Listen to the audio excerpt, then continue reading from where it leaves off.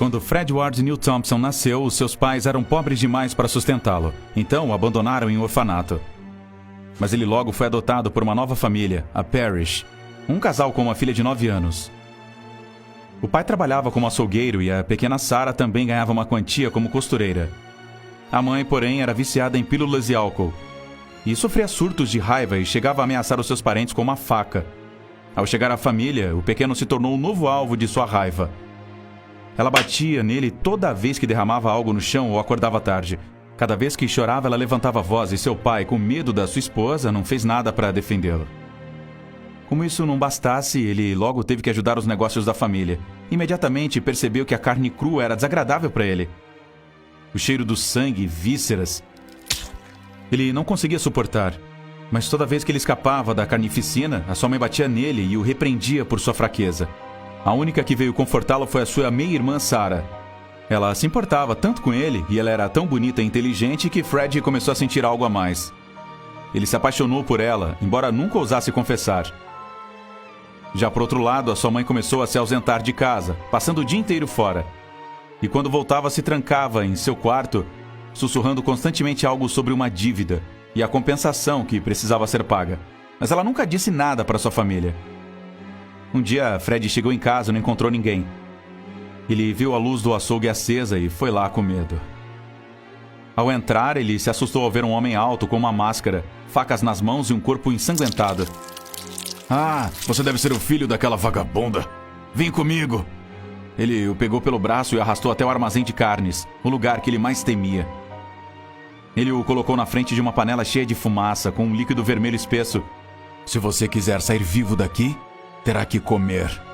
Ele agarrou a cabeça do garoto e a mergulhou no líquido. O cheiro era repulsivo para ele, mas de alguma forma ele começou a gostar do sabor. Ele começou a comer sem parar, embora seu estômago doesse e ele se sentisse mal.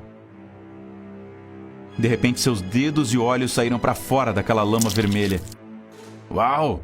Você odeia tanto sua família que teve que comê-la, hein? E ele olhou em volta e viu os respingos de sangue por todas as paredes.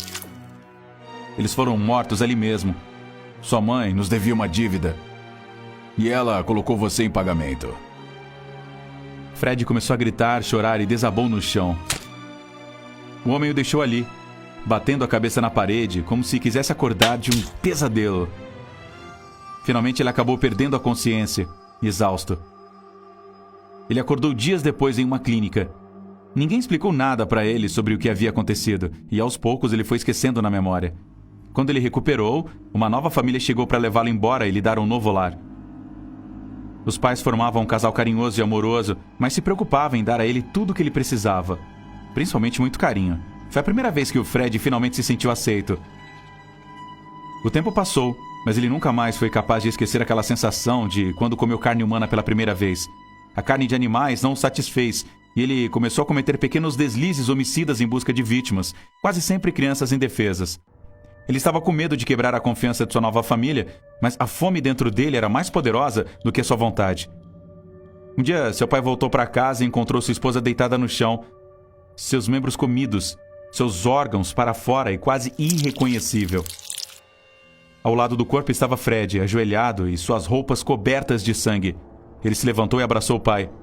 "Te amo, papai." O homem sussurrou. "Você não é o meu filho. Fizemos bem em deixá-lo da primeira vez e nós nunca deveríamos ter voltado para você." Fred estava arrasado. Aqueles que o acolheram com carinho, a quem ele atacou, eram na verdade seus pais biológicos. "Não se preocupe, pai. Ainda te amo." Dito isso, ele mordeu seu pescoço lentamente, deixando o sangue jorrar. Seu pai não resistiu e Fred terminou a tarefa de comer seu pescoço, sua barriga e seu rosto. Quando ele terminou, ele sentiu uma enorme culpa. Todos que ele havia amado em sua vida, sua meia-irmã Sarah, seus pais biológicos, se foram. Ele os havia comido, como se quisesse levá-los dentro dele para sempre. O enjoo veio de dentro e começou a vomitar alguns restos. Ele se sentia sozinho e desesperado. Ele começou a vagar pelas ruas e, sem querer, voltou à clínica onde havia sido internado. Talvez aquele fosse seu lugar, trancado em um quarto, separado do resto. Ele passou pela área da maternidade e viu uma mulher no meio de todas as pessoas. Seus olhos eram familiares. Quando ele se aproximou, ele a reconheceu e chamou pelo nome. Não havia dúvida, era sua irmã Sarah. Aquela que o apoiou por tanto que ele tinha estado tão apaixonado. Ele finalmente conseguiu alguém que se importava, alguém com quem compartilhar a sua vida. Mas quando ele olhou para baixo e viu sua barriga curvada, uma mistura de sentimentos tomou conta dele. Raiva, tristeza, desespero. A mulher que ele amava esperava um filho de outra pessoa. Fred a abraçou e começou a beijá-la compulsivamente. Eu te amo, Sarah. Ela tentou fugir, mas foi impossível. Eu te amo e vou levá-la comigo para sempre. De repente, os beijos se transformaram em mordidas famintas. E Fred começou a comer seus lábios e bochechas. Ela tentou gritar, mas logo ficou sem voz. E ela caiu no chão. As pessoas ao redor entraram em pânico, mas ninguém ousou se aproximar. Fred então continuou a devorar o corpo e os órgãos de Sarah. De repente, ele ouviu um bebê chorar e segurou o recém-nascido nos braços, ensopado de sangue. Não se preocupe, Sarah e eu cuidaremos de você. Todos nós, Sarah, meus pais, eles estão todos em mim. Fred olhou para as pessoas assustadas ao seu redor. Não estou louco, só estou com fome.